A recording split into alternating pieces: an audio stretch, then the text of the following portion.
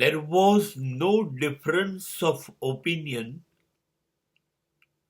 between Jesus, Muhammad, Buddha, Shankaracharya. They were all agree in the welfare of mankind. There was intention how mankind will be happy with love.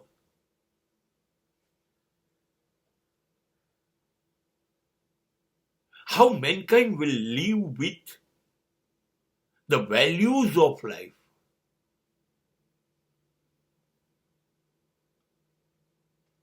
They don't want any differences, any conflict between the mankind. અને આપણે શું કરી રહ્યા છે કોઈ પુરાવો? મોહમ્મદે કુરાનમાં, જીસસે બાઇબલમાં, શંકરાચાર્ય અને આપણા અનેક ઋષિઓએ વેદ ઉપનિષદમાં કહ્યું હોય કે એકબીજાને ખતમ કરી નાખો. કહ્યું છે ક્યાંય?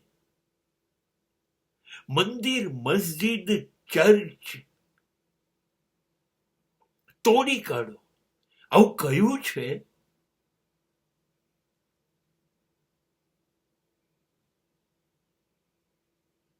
એવું કીધું છે માત્ર ઇસ્લામ આ પૃથ્વી પર જીવશે, માત્ર ક્રિશ્ચિયન જીવશે, માત્ર હિન્દુઓ જીવશે? આવું ક્યાંય કોઈએ કહ્યું છે? ક્યાંય એવું નથી કહ્યું.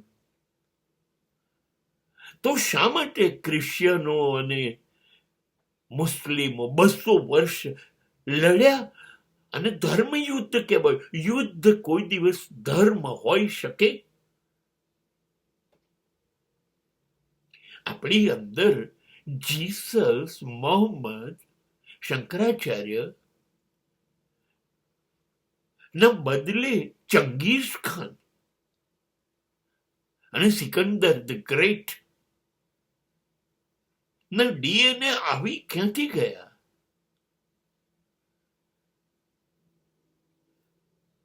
નહીં, બધા સાચા અને બધાને જીવવાનો હક.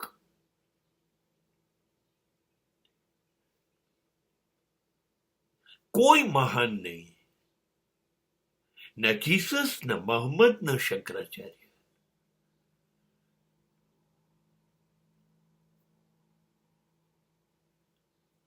ના ચર્ચ, ના મસ્જિદ, ના મંદિર. કશું મહાન નહીં, બધાનું અસ્તિત્વ. હા, ઇસ્લામથી જીવે, એના નિયમથી, એના પુસ્તકથી, કુરાનથી. ક્રિશ્ચિયનો બાઇબલથી જીવે, હિન્દુ એમના વેદ ઉપનિષદથી. પ્રશ્ન ક્યાં છે? શું તકલીફ શું છે?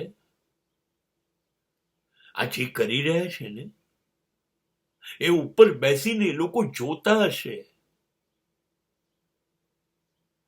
મોહમ્મદ, જીસસ, શંકરાચાર્ય જેવી અનેક પ્રતિભાઓ જે ઈશ્વરના દીકરા કહેવાતા હતા, એ વિચાર કરતા હશે આ શું થાય છે, આ કેવી રીતે આ બધું? આપણે આવું તો કંઈ કહ્યું નહોતું. અને આપણે એ કામ કરી રહ્યા છીએ ધર્મના નામે. ધર્મના નામે દરેક ધર્મ નો ઈરાદો હતો જાનવરમાંથી રૂપાંતર પામેલો માનવ ફરી જાનવર ના બની જાય, મહામાનવ બને. એ ઈરાદો હતો. સમગ્ર વિશ્વને એક જ ભાષા આવડે, એ માત્ર પ્રેમ, પ્રેમ, પ્રેમ. તો આ બધું કેવી રીતે આવ્યું? કયા ધર્મએ કહ્યું તું એક બીજાને નફરત કરો, કતલ કરો, ખતમ કરો? આ કયા ધર્મએ કહ્યું?